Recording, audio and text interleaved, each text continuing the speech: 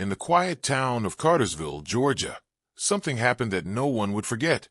It was a calm, peaceful night in a small neighborhood where the Miller family lived: James, Rachel, their baby girl Emily, and their golden retriever Buddy.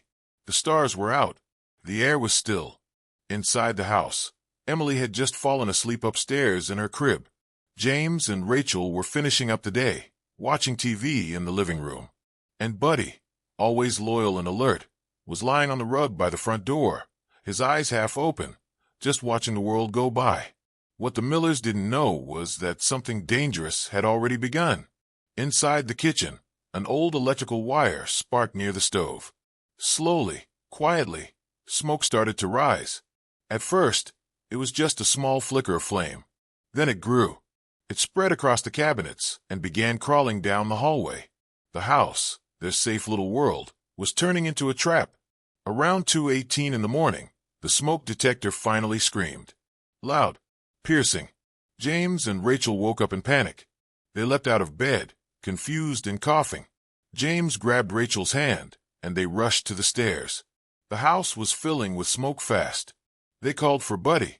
They called for Emily. But in the chaos, something terrible happened. They thought the baby was already downstairs. They didn't know that Emily was still in her crib upstairs. And they didn't see the flames getting closer to her door. Buddy did. The golden retriever stood up fast, sniffed the air, and sprinted upstairs through the smoke. His eyes burned, but he didn't stop.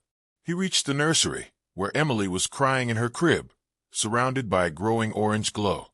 Buddy didn't hesitate. He pushed open the door with his nose, ran to the crib, and gently grabbed the edge of Emily's baby blanket in his teeth. He began to pull. Inch by inch, Buddy dragged the blanket out of the crib, with Emily lying safely on top of it. He moved fast, even though smoke was now filling the room. His fur was singeing. His breath was short, but he didn't stop. He pulled the baby across the floor, out of the nursery, and into the hallway, where the smoke was thickest.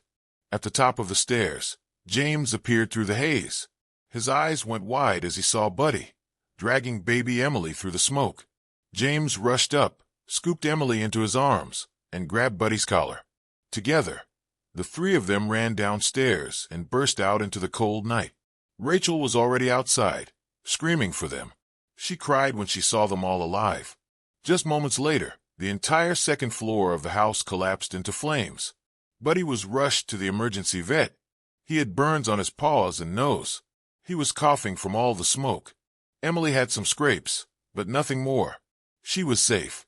She was alive.